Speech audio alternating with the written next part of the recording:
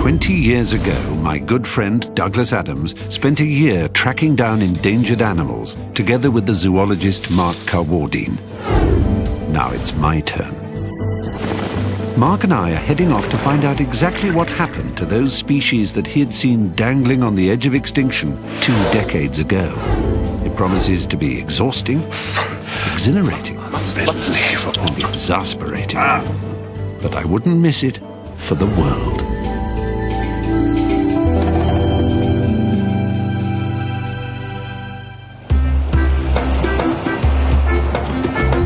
Having completed our expedition through Uganda and Kenya in search of rhinos, Mark and I have stepped off the beaten path, travelling directly to Madagascar.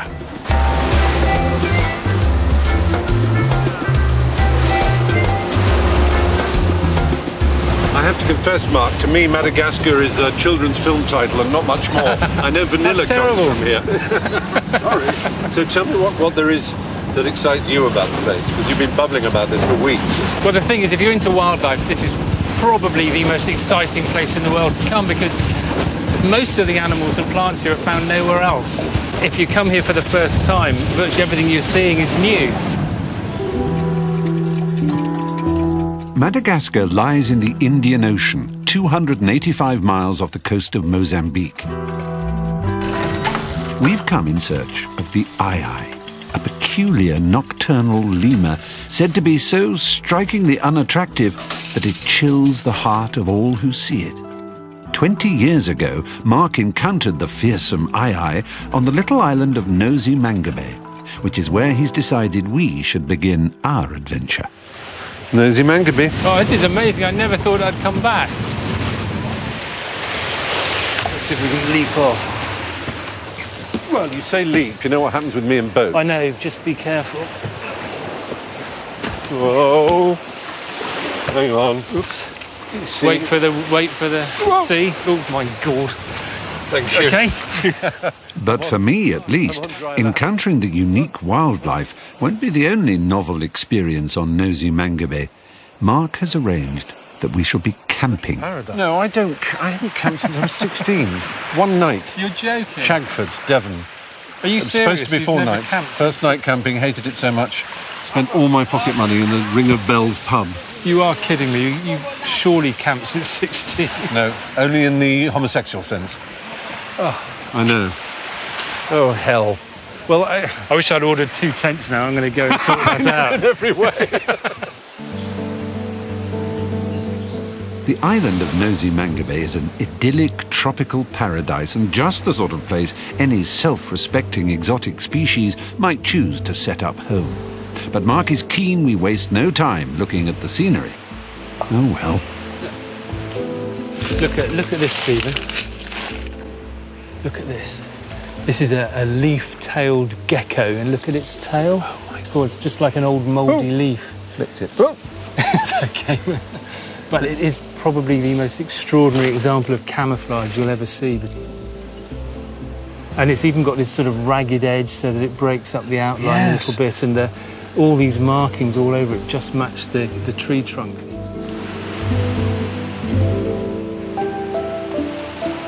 This one's a panther chameleon. Even before our search for wildlife has properly begun, it seems to be finding us at every turn.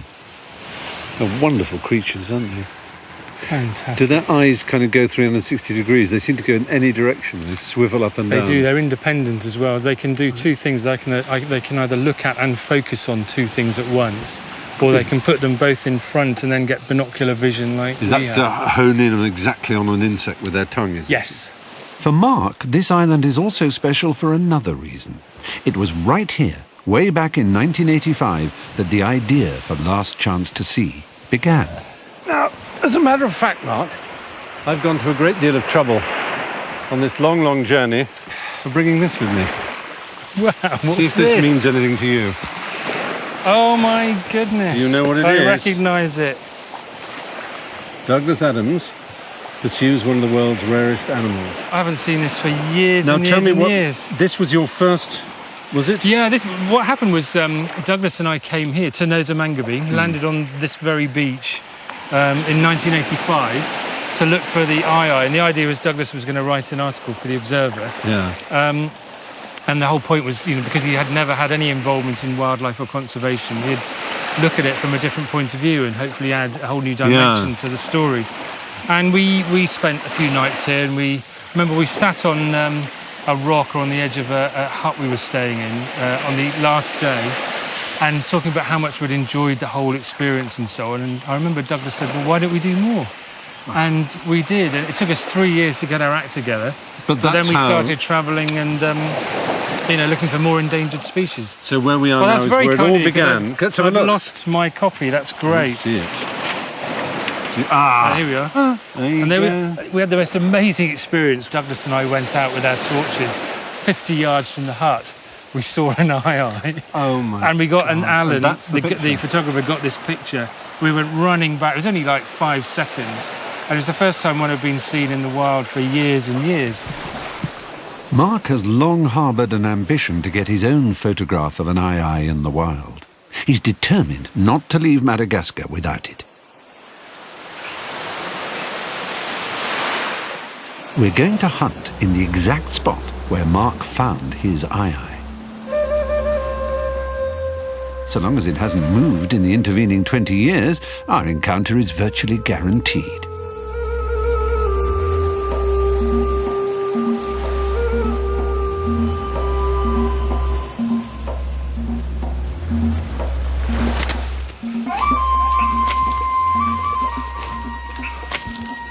It gets dark very quickly. It really does, suddenly.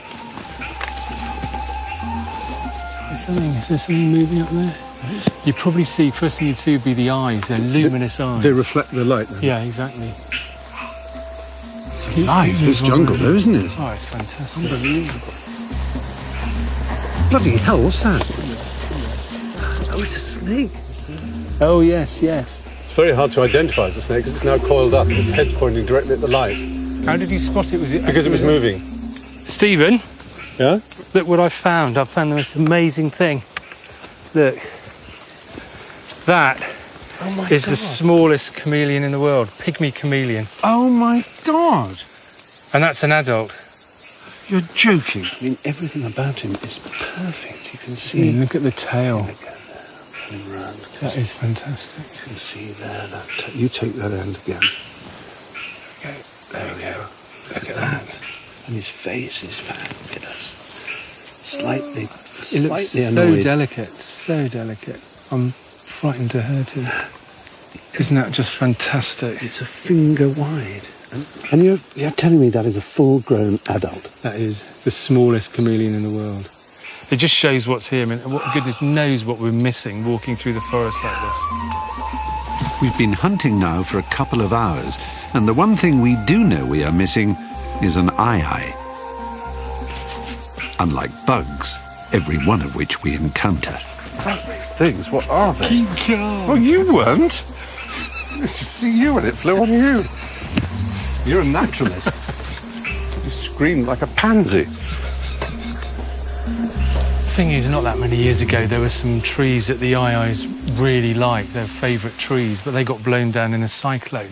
Oh. So the trouble is now, nobody really knows where they're going. It's a bit more hit and miss, and I think we'd be really lucky to find them. Still, we have seen something quite extraordinary. A pygmy chameleon, I never believed I could see that. It's just heaving with wildlife, this place.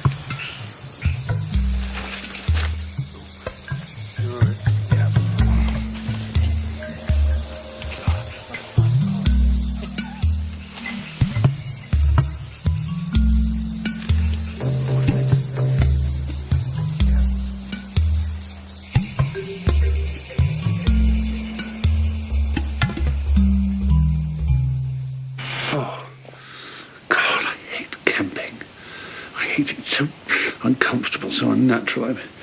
I miss all the things I rely on at home. I miss my computer. I miss my wife. I miss the internet. Hang on, I'm not married. Oh no, that's right. I miss my Wi-Fi. Miss the internet. The Wi-Fi. Oh, Wi-Fi. If only out here. Wi-Fi. Wi-Fi. Well, Stephen went to bed a few hours ago, but I just want to make the most of being on this amazing place. If you had to be cast away on a desert island, this would be the one to choose. It's absolutely heaving with wildlife, thick forest. It's like a microcosm of how Madagascar used to be. I could stay here for months, actually. There's so much to explore and so much to see. It's absolutely brilliant.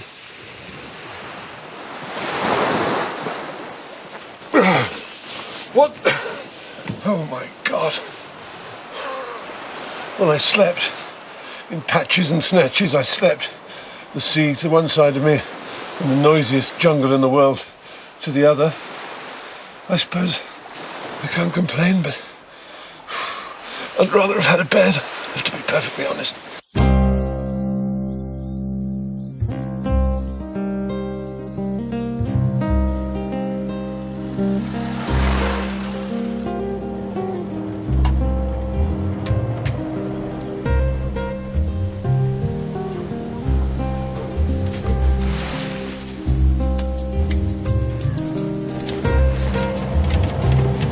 Having failed to make an early encounter with the world's ugliest lemur, Mark is not downhearted. While he rethinks our strategy, Mark has decided that what I need is a fully immersive crash course on lemurs. He's taking us 300 miles to the far south of Madagascar. I'm shocked by the stark contrast between this landscape and the lush island we've left behind.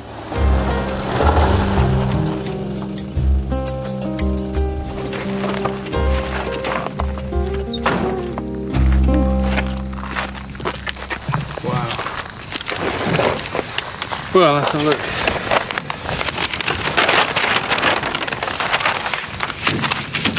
Here we are, down here. God, it's huge, isn't it? I know, it's phenomenal. Well, that was Nosy Manga Bay is up here, isn't it?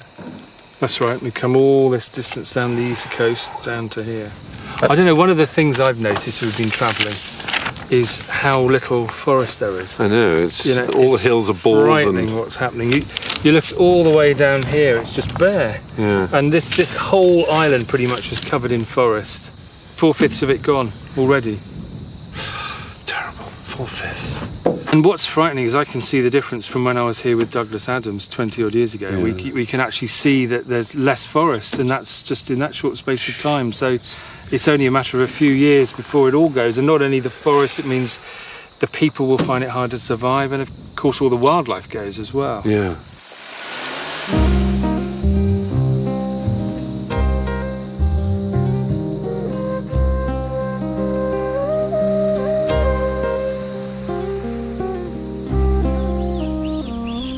We've come to Berenti, a preserved island of forest in the sprawling desert.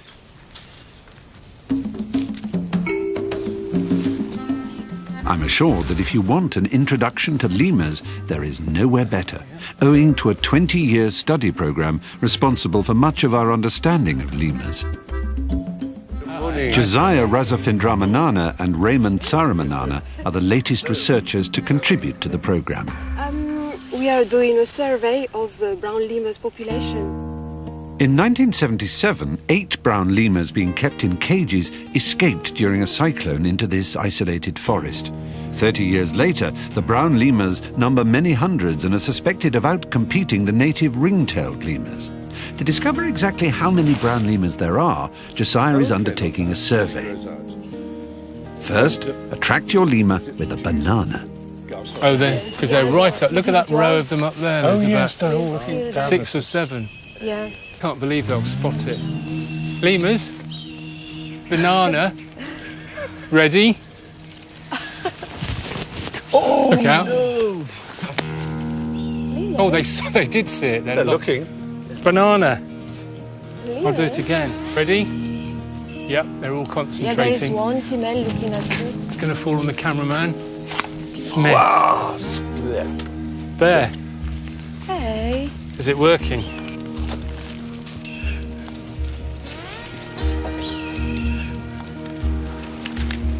Okay.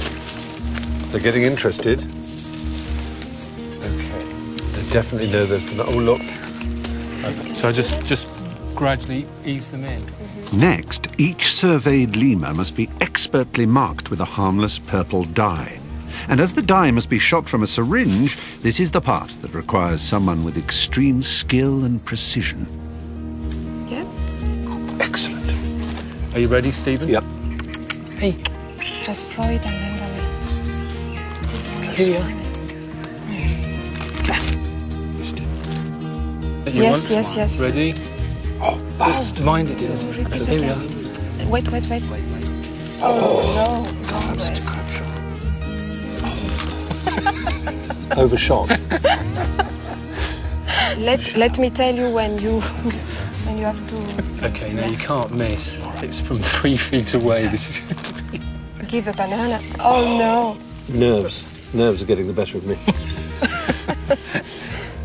Come on, it's all right. Oh, yeah. Very good. Oh, You got the the tail. That is really visible. Wow.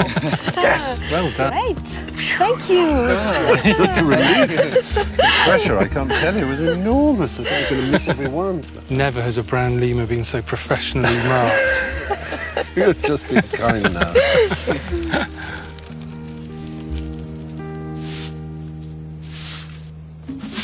The following morning, Mark's ready to get to work on my lemur learning. Though there have been no reported sightings of aye-ayes in Parenti, the ongoing research has ensured a healthy population of various different species of lemur, more than happy to be pointed at and talked about. It's a shifrock. It's a dancing shifak. Look at that.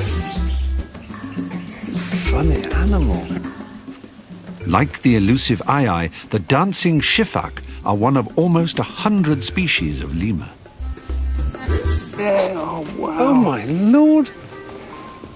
That's fantastic. That's extraordinary. That's fantastic. What a sight. Oh. That brilliant. is brilliant. Absolutely brilliant. I love it. There's nothing else quite like it, is there? It's extraordinary. Starting with the basics, Mark is keen to establish that all species of lemur live here and only here on Madagascar. And while distantly related, they are not, under any circumstances, monkeys. But they are primates. These are. Well, it's complicated, but a primate is surely what we are, isn't it? Yeah, they're primates like us. What happened was when Madagascar split away from Africa, from Gondwanaland, the big supercontinent, which was about 160 million years ago, there were no primates here at all.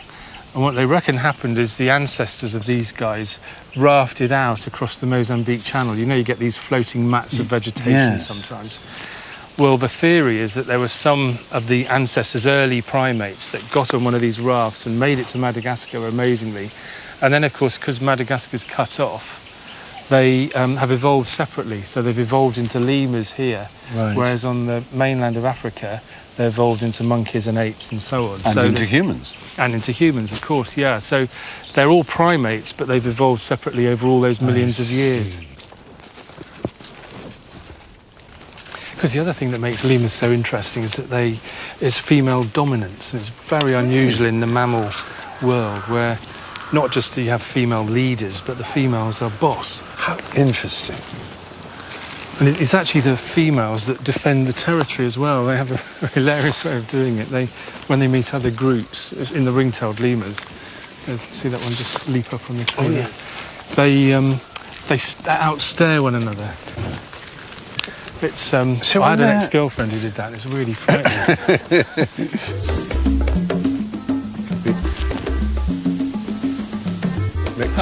There's a lot in that tree. Yeah. Deep in the heart of Parenti, it's hard to imagine that this idyllic lemur playground is just a small island of forest in an almost completely barren landscape.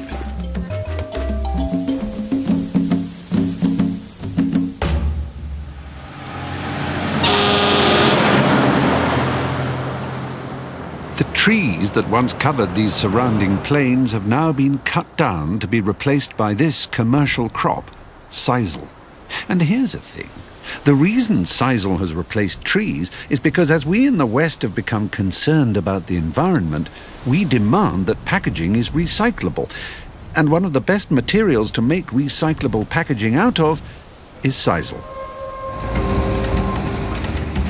for any conservation work to be successful, it's necessary first to understand the people whose lives it would impact upon. Mark has arranged a visit to a local village that promises to be truly eye-opening.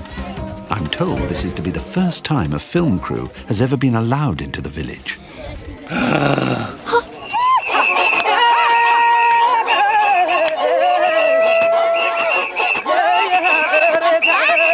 We've arrived in the middle of a traditional healing ceremony. This is a country, I'm learning, in which tradition is very much a part of modern life.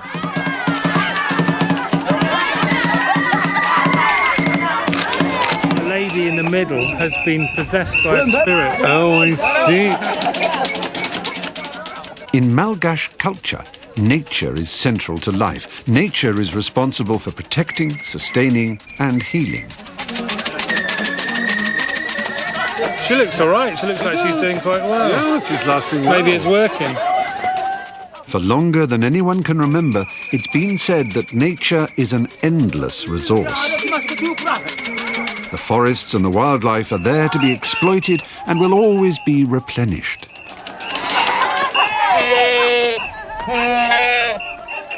Wonder what they're doing with the goats.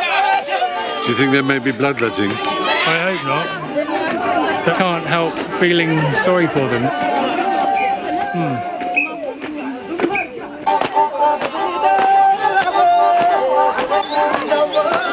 But it seems like it was all a false alarm. They're not going to slaughter the goats or sacrifice the goats at all.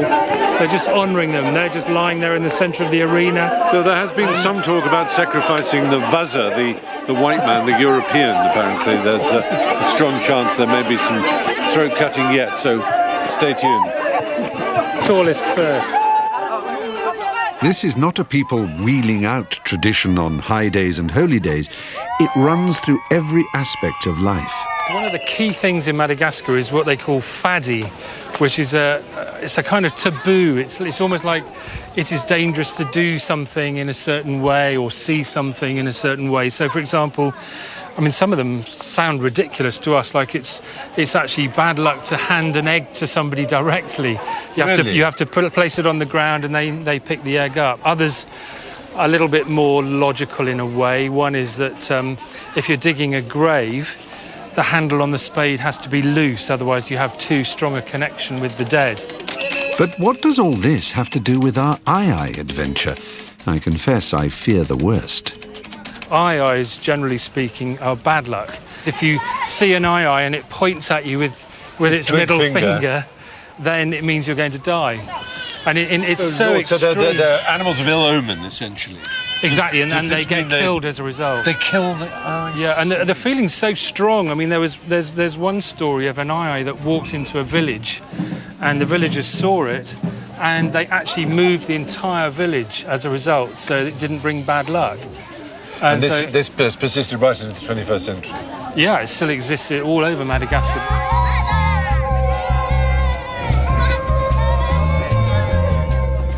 Leaving the village, I can't help feeling that squeezed between the twin threats of modern farming and traditional superstition, the Ai-Ai's chances of long-term survival are slight. OK, I'm going to have a little bit of a moan because we're all tired and ill. We've travelled thousands of miles and we've all had stomach upsets. The cameraman's been on the loo non-stop for the last 3 days. We're all getting a bit tired and grumpy. I mean, my God, look at the bags under my eyes. I don't know where on earth they've come from. This shirt's about 4 days old and it's not nice. But anyway, mustn't grumble.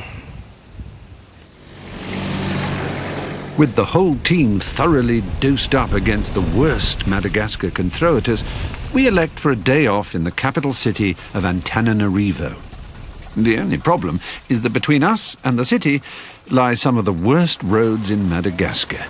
With stomachs churning and buttocks clenched, never have Ai hunters more wished that a journey might be smooth and unhindered.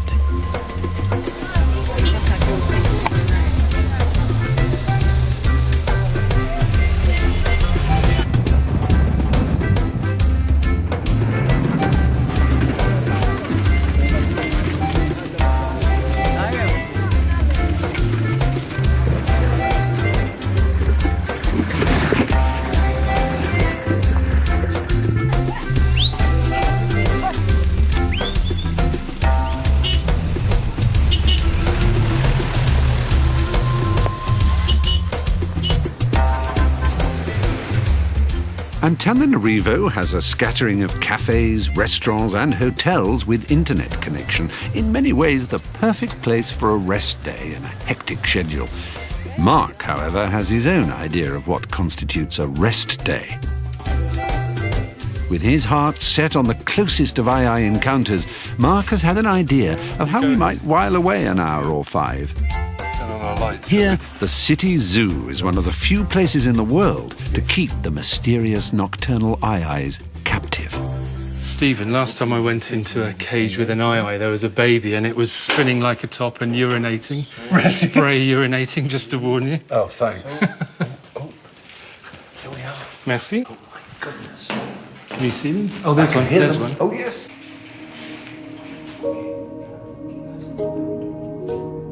Let's just shut the door. That would be a disaster, wouldn't it? Oh, Lord, they're extraordinary. What? It's like sort of... They look... Ivy's very old, or do they naturally have those grey hairs in their coat? They do. They're natural, and they're very shaggy coats. They always look unkempt, don't they? There's nothing else like them. Completely peculiar.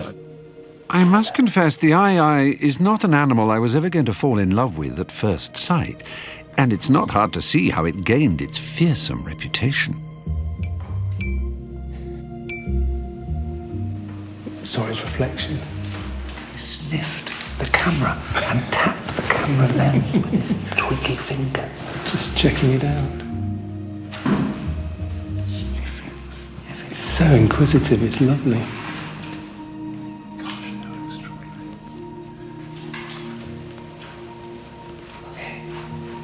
That's amazing. Look at this. Hello. Gosh, you're inquisitive, aren't you? Aren't you? That was brilliant. I know what you mean. Close up, actually. They're scary. There's something charming about them. You can just see the finger there. Can you see that long little finger? Yes. It is just like a twig, isn't it? And it's unbelievable. And what's it for? well, what it's for feeding. What the II is doing in Madagascar is basically filling the niche of a woodpecker, believe it or not. Well, there are no woodpeckers. There are no woodpeckers here at all. So what it does, it goes along the branches like this, and it taps with its middle finger anywhere along a branch or a tree trunk where it might be hollow, right, and listens with that amazing ear. What they're listening for is hollow bits in the wood and grubs moving around. Escaping or rushing And it's around. called percussive foraging. I think it's a great name. Oh, how brilliant. And then when they hear something moving, they use those amazing incisors and gnaw away a hole, just like a woodpecker tapping. And then, like a surgeon's instrument, it inserts the middle finger and pulls out the grub and eats it.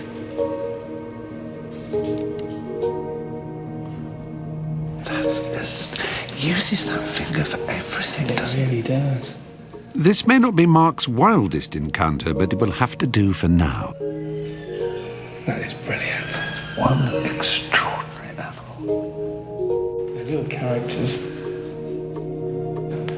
Come on. Eggs. Where are you? Right there, they're looking. Look. There's an egg. Look, there's an egg. Get your egg. Oh, I didn't want it. I'm not so keen on the eggs. Egg. Well, if you're not going to have your breakfast egg, you can have some fruit. Thanks. I just trod on the egg. Oh, no. How embarrassing. I'm so sorry. I just trod on the egg. Stephen. Oh, dear. Oh, they didn't want it anyway. Where's the honey?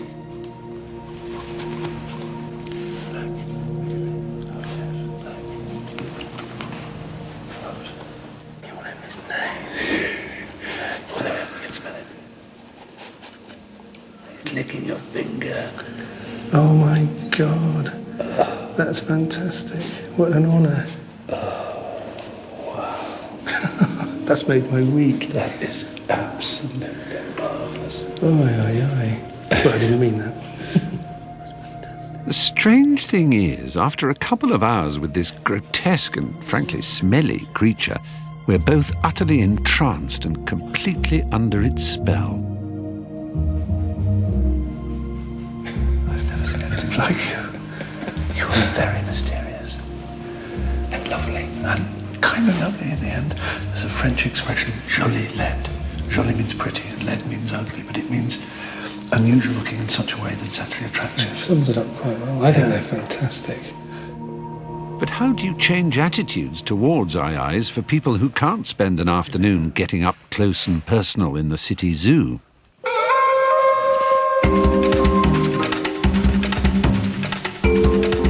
We're heading to one project that's trying to reshape deeply entrenched attitudes to an entire forest. We're on the road west, heading to Kirindi, one of the most threatened islands of forest in Madagascar.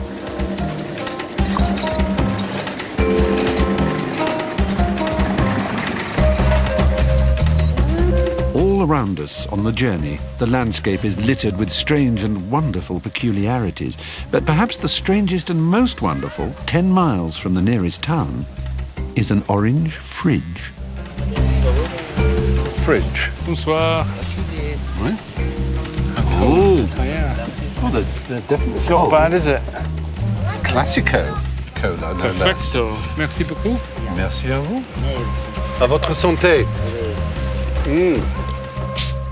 This is an entrepreneurial response to one of Madagascar's most famous sites, known locally as Baobab Alley. If baobab trees are your thing, this is where you need to come. They almost look upside down or something. There's something so Well, wrong. there's a great story that God gave each animal one tree to plant, and the hyena got the baobab and planted it upside down. Oh, there you are, you see. They look like giant Chianti bottles to me with bad hair days.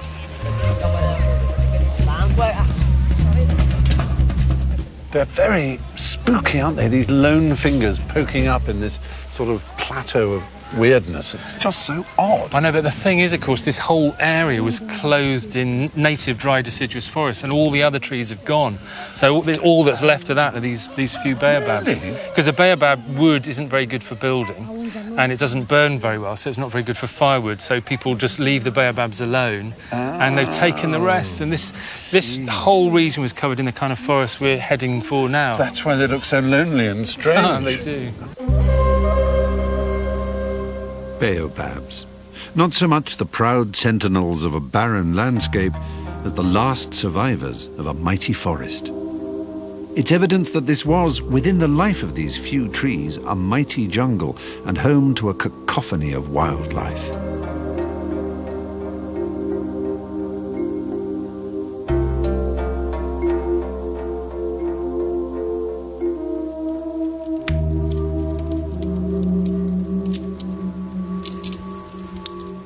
A little way down the road, we get our first encounter of what's known as slash and burn agriculture.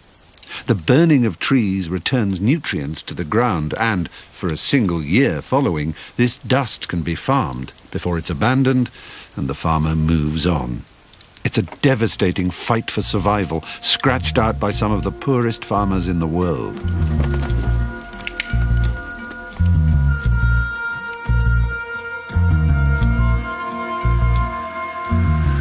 Arriving at the research station in Kirindi, we've hardly had time to get our bearings before we're whisked off to a cabin where Melanie Damhan, one of Kirindi's research scientists, has a surprise to show us. You promised a surprise? Yeah. Oh, is it an insect? No, it's a mouse lemur. Insect. Well, what is it? It's a little box. What can it be? It's trapped in a little box. Oh my God, it's fantastic.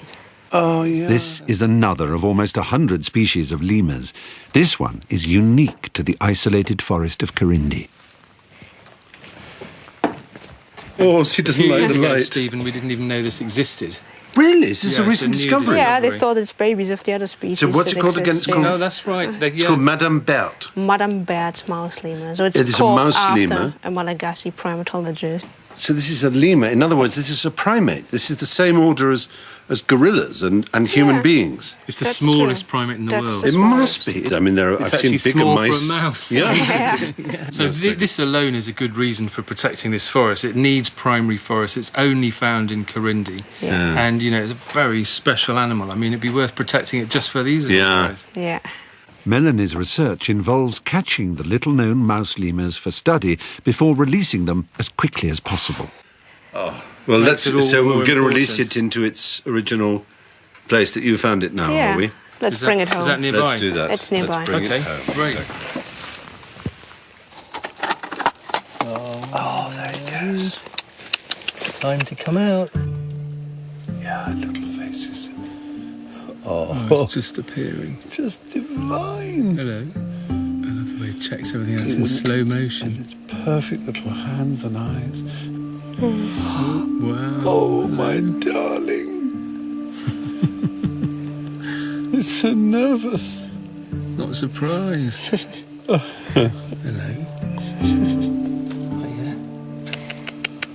Here it goes. That's it. Get Up the tree. and then go for it. I'm sorry, but this is one of the most beautiful animals I've ever Oh, seen. I'm glad you know that. It's I absolutely really do. It's so beautiful. Corindi is now just 3% of its original size, and Madame Berthe's mouse lemur is just one of the many species that live only in this island of isolated and shrinking forest. This feels all too horribly like it could be a last chance to see. But there is a chance for the mouse lemur and the other species of Corindi. The following morning, we're on our way to Tsitakabasia.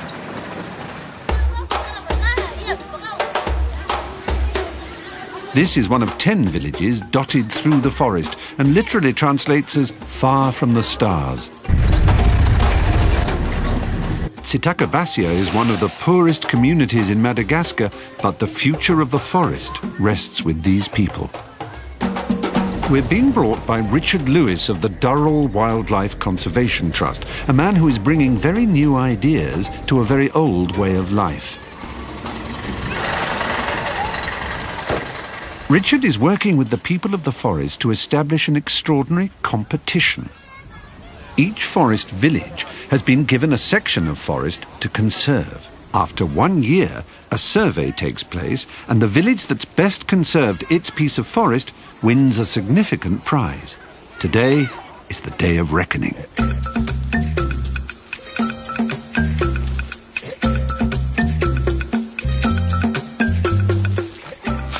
So what exactly are we doing here, Richard? We look at all of the threats. For example, if we find tree stumps, freshly cut tree stumps, if we find fires. And then the positive side, the biodiversity. If we're looking for birds, for lemurs. When you say we, you mean the The villagers? team. It's a dual team. With you from Durrell. Yeah. The team walk a transect, a straight line chosen at random, marking down all the positive and negative points they encounter along the way. Not an exhaustive survey, but a good indication of the health of the forest. You can't say there are this many animals in the forest, No. but you can say there are more animals in this forest than there are in another forest, and there are more animals this year than we saw last year. That's the important The thing. key. Isn't So it? you do it every year, same time every year. Ecological monitoring was always considered a hard scientific discipline. Yeah. For scientists, you had to have a bank of PhDs to do it. And we thought, well, it's not rocket science counting birds in the forest. It's our old friend, the chiffon. I know, it's lovely, isn't it? That was very well spotted. Well, that's great. It's a good sight, isn't it? But isn't it amazing they saw it? I think we'd have walked straight past. A lot of these fruits, what are they? I don't know if that's relevant to a transect. Okay, these are baobab fruits. So there must be a baobab somewhere. We looked at Baobab Valley and there weren't any fruits or flowers. And these are one of the species of tree that we actually record on the transects because they're important for biodiversity. It remains to be seen if the people of Tsitakabasia will win the competition, but it's immediately clear that the burning of trees in this part of Corindi has ended. We're travelling east to an isolated piece of rainforest and a naturalist's dream. Mark has been making calls to anyone who may be able to lead him to an aye-aye and has heard that there have been recent sightings close to Andasibe.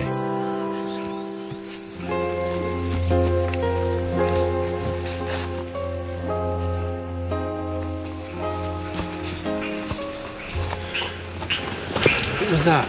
Yeah, did you hear something? Hell of a row. What are they? That was black and white ruffed lemurs, different kind of lemur, which really is black and white. Amazing animal. They come out in the day, so they're sort of settling down for the night. Oh, so Change of shift when the aye-aye comes out. they're mucking around in the dormitory. But with Mr. Karwardine in charge, there'll be no dormitory for me. Let's be honest, aye-ayes don't make life easy for aye-aye hunters. Not only are they endangered, but they only appear in darkness and then prefer to stay in the tops of trees. And there's another thing. Mark has revealed that they also have the widest range of any lemur, each individual roaming up to 500 acres of dense forest. So, just another 499 3/4 acres for us to search then. Nothing. Absolutely nothing. My torch is going. With another total fiasco under our belts, a new day beckons. Yeah, this is what woke me up this morning. Amazing noise. Mark has arranged for us to meet with Dr. Rainer Dolch and his guide, Joseph. I don't know what it was about Joseph, but something told me we weren't the first team from the BBC that he had led into this forest.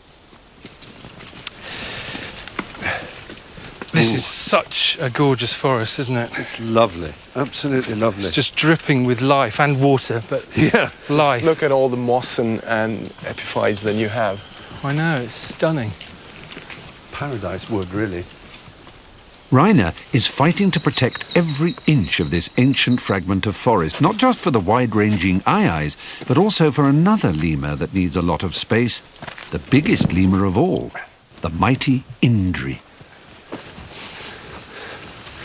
I'm terrified of putting my hand on anything because I've been warned there are leeches in this forest and they hang under leaves and things like that and they drop down on your neck.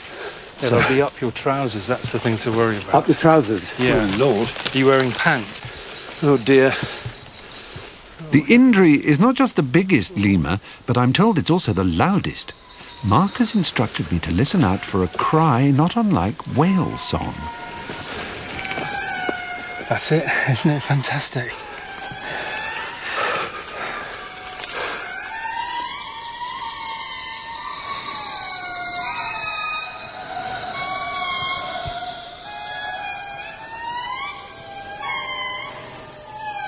Isn't it the most extraordinary sound? You're so right about whale song. It is very like it. It really is. It's so eerie, otherworldly. Yeah. So what it is it's this will be a male and a female calling that we're hearing now, and probably I think there's another one, a youngster as well. So it is literally like a family sing-song, and there's some others calling off in the distance, harder to hear.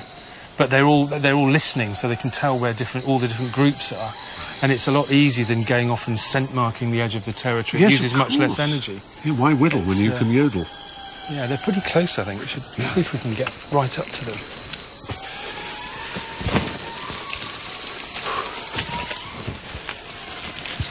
Just look for any sign of movement as they leap.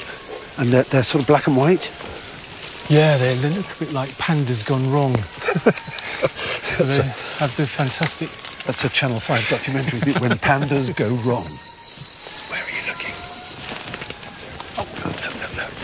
There. Right on the tree there. Look at that. My heavens. It really is a big lemur, isn't it? It's wonderful. Oh, nice jump. Where'd it go? Just to the left. Oh, yeah. There's a great view of two. Oh, yes. Got them? Oh, Absolutely, I have. look at that.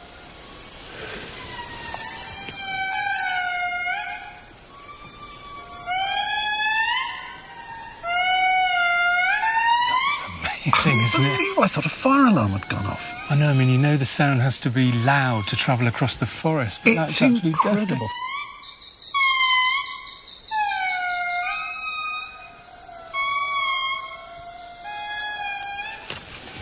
You've been so lucky because, wow, God, that's sharp. That's serrated it is, isn't it? We've been so lucky to see such a range of lemurs. We've got such an insight into what variety there is here, from that tiny mouse lemur to these huge animals. Of course, am I right in thinking that when man first came to Madagascar, there were also really giant lemurs, almost bigger than mountain gorillas, really huge ones? Yeah, there was an amazing selection. I mean, I think 15 or 16 species have become extinct already since people arrived. But, you know, when Douglas and I came, I remember there were 21 species of lemur known, and now there's more than 80. And there's probably more still to be discovered. So and that's not because the animals are doing well and there are more of them. It's just because there's more work being done. They're discovering more. And, you know, what's scary is they're being discovered, new species, and they're immediately going on the endangered list. You know, that's the problem. Yeah. And after all, we mustn't look at people who live in these countries with too sour an eye. I mean, at the time of Shakespeare, you know, there were more bear pits than there were theatres where they were tormenting and torturing bears. You know, we British have been just as stupid and cruel with our animals, and we've just as, you know, made just as much a mess of our woodlands. Well, yeah, and we made all the same mistakes before. Yeah.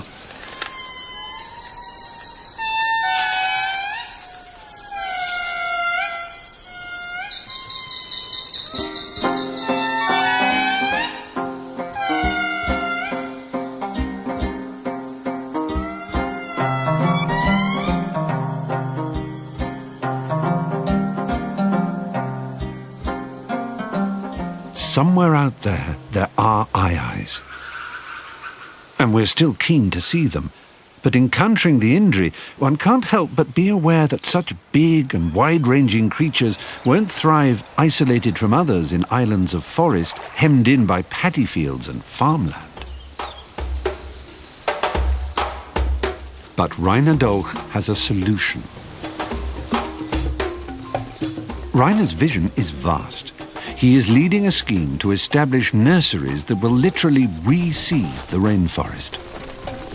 So your solution, if I got it right, is to plant corridors of living rainforest or living habitat through which they can pass from one island to another. The real challenge of this big project is to link forest patches via corridors that we restore.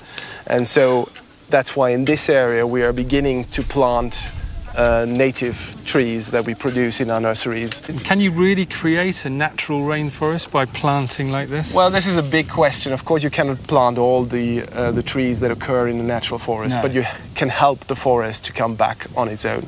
So you have these 120 species, and these are species that we have chosen because they are actually preferred by lemurs and other seed dispersers. How big is this actual corridor that we're seeing planted now? In this particular area, we would have to restore about 3 million trees if you think that you're planting 1,000 trees per hectare. If they planted 3,000 trees a day, every single day of the year, that would be slightly over 1 million in 1 year. So they have to do that for 3 years. There you go. That gives you an idea of 3 million trees. And that's one corridor. That's one corridor. This is a vast undertaking. And it's not just planting. So actually, restoration of natural forest is more than just digging holes and putting a tree in it. You're a youngish man, Reiner, but will you live to see these corridors as active places where animals can pass through? Well, I hope so. The whole project is designed for 30 years. So after 30 years, we hope that these trees would have grown to something that is recognizable as a rainforest.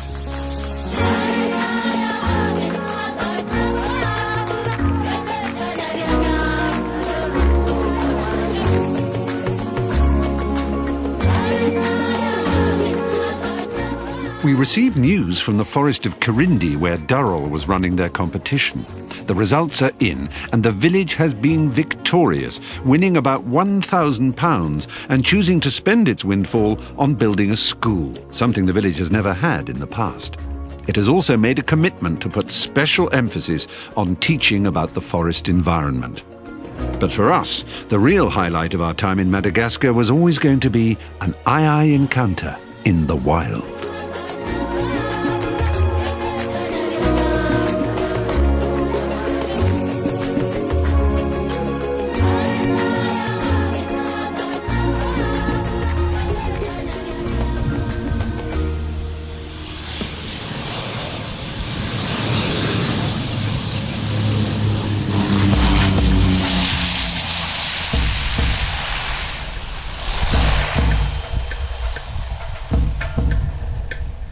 When Mark took a call from Louise Marie, a self-styled aye-aye tracker, claiming to know a tree where aye-ayes had been nesting very recently, we knew we were in with a chance.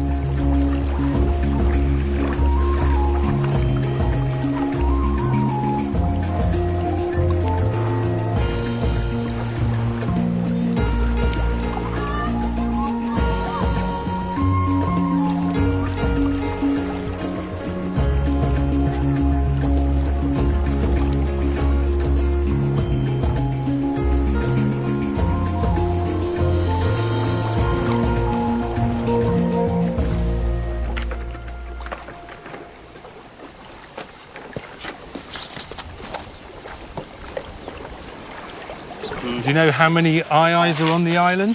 There is 4 aye living. Only 4, but I hope that we are lucky tonight. We'd have to be lucky, my goodness. And they sleep in a tree during the day? Of course. Yeah, In the trees, in the in nest. They have a nest? Yeah, they have a nest too. So do they have favourite trees that you know on the island? Because there are so many trees here, our chances of finding one of 4 aye-ayes is quite small. Even on a small island. Even on a small island, yeah. How will you do it? What's the trick? Favorite place of aye is the coconuts. Like, Oh, they like coconut? yeah, right. they like coconuts. Can they open them? How do they use their teeth? Yeah. God's question. Thank you. Interesting question. At last I've asked a good question. Yes. My first good question of the entire That's series. fantastic. Yeah, that's really... Dizzied by the brilliance of my question, the answer is a blur of razor-sharp teeth and strength of jaw. I'm beginning to think Louise sees the aye-aye as more like a miniature cornered tiger than a benign lemur. It's very dangerous. Don't touch. No, I won't touch. I can see all the coconut shells here. Yeah, Not from I'll show you aye-ayes. later. No. I can show you later. Little chicks. So, from here, look up. That's what we have to do, is look up. Yeah. This kind of place you might see one. Oh, is that the nest up in there? Yeah. That's a nest, There is dry leaves of a branch on That's top quite of a this big coconut. nest. Yeah.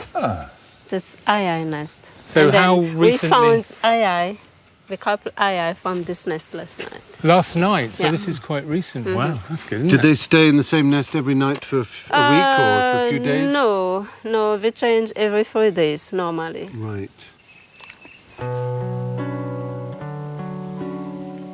So, all we can do is wait for dark and hope the aye-aye hasn't moved on since last night.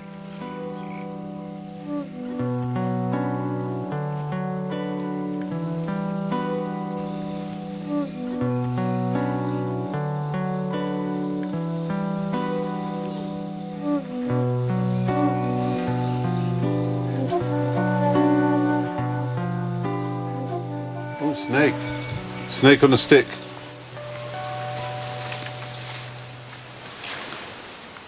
Amazing what they can come up with to pass the time waiting for aye-ayes. Yeah. What about this sort of thing you get in the Jungle Book and various other kind Is this of... your main source of information? As it should be. Literature is the only access to truth we have on this planet, Mark. You should know that.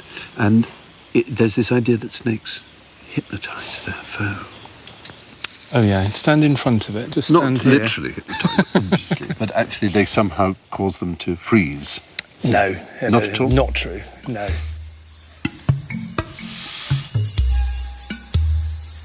As the sun sinks below the horizon, all eyes are trained on a palm tree that may or may not contain an aye-aye. I'm starting to wonder if this is the closest we'll all ever come to a sighting and Mark's long-awaited photograph.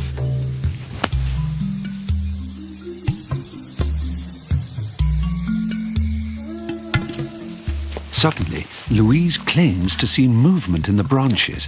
What? Vous l'avez vu? Yeah. No. I must confess, I didn't, but it seems rude not to make the effort. Here, on this one. Then we see it. Not much of it, admittedly, but we see it. A real live aye-aye in the wild. Back. Is it walking back over here? Here, on the branch. To get. On the branch already. Can you see it? Yeah. Be careful. Have a jump. You all right? Yeah. Oh, my goodness. Well, very professionally from this assistant. Thank you. Yeah. There we are. Inside the branch, Yeah. it's difficult to see from Making here. fun of us. Can you see it? Yes. Look at that, right out in the open. Wow. One of the rarest and most unusual animals in the world. He's hanging upside down like a bat. I know. They do that. When they come out from sleeping all day, they hang upside down and groom, and before he goes off and starts to feed. We've literally caught him just as he'd woken up. We did it. We've seen one in the wild. Unbelievable. I really didn't think we would. That's so fantastic. It's literally just come out of its nest. So this is the morning ritual, as it were? Yeah, just as getting it wakes ready. Up, yeah. Equivalent shaving and showering, and then it'll go off and feed. We might even see it eat a coconut, or at least Well, I hope so. Can't believe it, that is so lucky. And then a real surprise we could never have hoped for. There are two. Oh my, look at that. That's half the population of this island. It's so lucky. Oh my goodness. Look, it's tapping the coconut. See, it's got its middle finger. You can actually see. Yes. And it's tapping the side of the coconut to see how much milk or water is inside there. Yeah. And that's so clever. If there's enough, it'll actually gnaw a hole and then start getting the. He's gone behind. Flesh. Let's go round. Okay. And at last, a chance for the shot Mark has waited for 20 years. Look, it's moving down the frond. Yeah. Oh, yeah. That's it. Come on. Look at that. It's moving again. Damn. That would have been superb. Look, he's starting to eat the coconut. It's not looking in the right direction. Come on. Oh, no, that was rubbish. Just turned away. Oh, that's hopeless. Come on. Yes! Did you get it? Nope. Very coy. Yes, that was it. You can see the fingers. And those bat ears. Aye mission accomplished. Moved off a palm tree and onto one of these. What are these trees? Was it in a lychee tree? Yeah. We've spent 3 weeks on islands. I'm struck that it was this island of Madagascar that allowed such a peculiar creature to evolve in the first place, and it is shrinking islands of forest that threaten to wipe it from the face of the earth forever. The aye may not be the most appealing creature on the planet, but one thing's for sure, there's nothing else anywhere quite like it. Oh, that's incredible. The aye is beguiling, certainly bizarre, for some even a little revolting, and I say, long may it continue being so.